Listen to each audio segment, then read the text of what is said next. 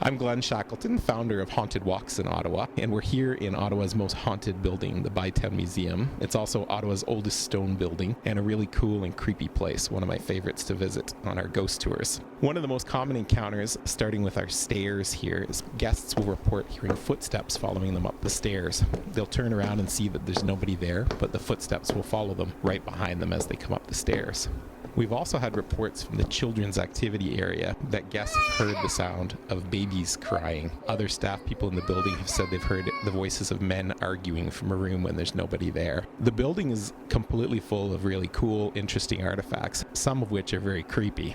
Probably the most famous artifact in the building is the death hand of Darcy Mcgee, who was murdered on Spark Street in the 1860s. They took a plaster cast of his hand because normally the Victorians would take a plaster cast of the face of a famous person, but because he was shot in the head, this wasn't possible. So they still have the actual cast taken from his hand after he was murdered. This is a famous haunted spot in the building as well too, as at Halloween many years ago, his hand was kept in a locked cabinet. They went downstairs to gather some things and came up to find that the lock was open and the cabinet was standing open with no explanation.